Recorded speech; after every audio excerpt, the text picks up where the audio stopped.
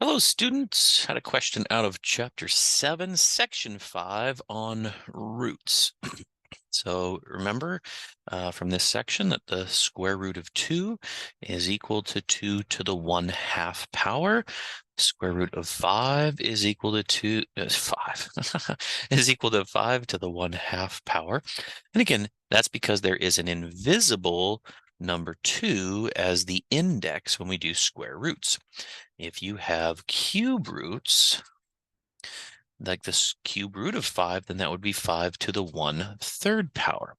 If you had the cube root of 7 squared, now notice the 7 is being squared inside here, so that would be 7 to the 2/3 power. And the reason is it's 7 squared to the 1/3, and when we have exponents raised to exponents, we multiply. Also, remember that if we had something like this, x times y quantity squared, that would be x squared times y squared. That's how exponents distribute across multiplication and division. So if I had x squared y and I raise it to the 3rd power, that would be x to the 6 y to the 3rd. And why is this important? Well, that's because roots, as we saw, are exponents. They're rational exponents. So if you had xy raised to the 1/2 power, that would be the same as x to the 1/2, y to the 1/2. But remember, the 1/2 power is the square root. So this really turns into square root of x times square root of y. And over here, the square root of xy. So what I want to do is take the first and the last and kind of let you know this goes both directions. If you had the square root of 4 times the square root of,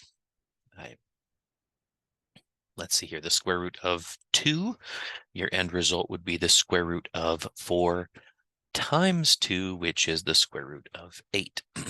Now you could simplify that a little bit if you wanted to. So that also means if you had the cube root of 3 times the cube root of 9, the end result would be the cube root of 27. And the cube root of 27, because 27 happens to be 3 cubed, turns out to just be 3. And again, if you needed to, you could write this as 3 cubed to the 1/3 power. The exponents multiply, and you end up with 3 to the 1, which is exactly what we have right down here. All right. So again, that's how cool roots are. Roots work together really nicely with multiplication. They work really smoothly.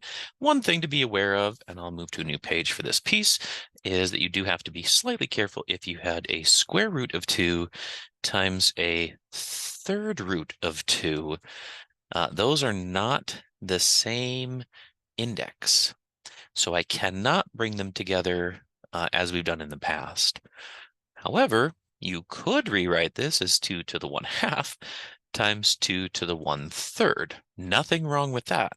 And then because we have the same base, this would be 2 to the 1/2 plus 1/3, which is now adding fractions in the exponent, which would be 3/6 plus 2/6, which becomes 2 to the 5/6, also known as the 6th root of 2 to the 5th.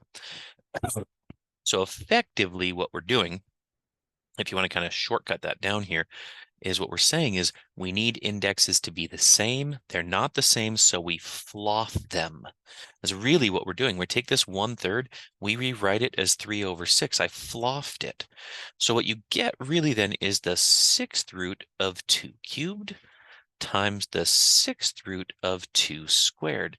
And then once these are the same, then you can just bring them together as the 6th root of 2 cubed times 2 squared, and that gets you right back to 2 to the 5th. It's a couple ways to think about that.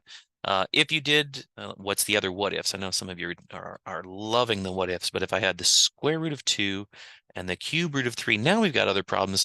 The bases aren't even the same. So at this stage, you would leave this and say this is as good as it gets. Hopefully that was helpful. Please let me know if you have other issues. Off you go.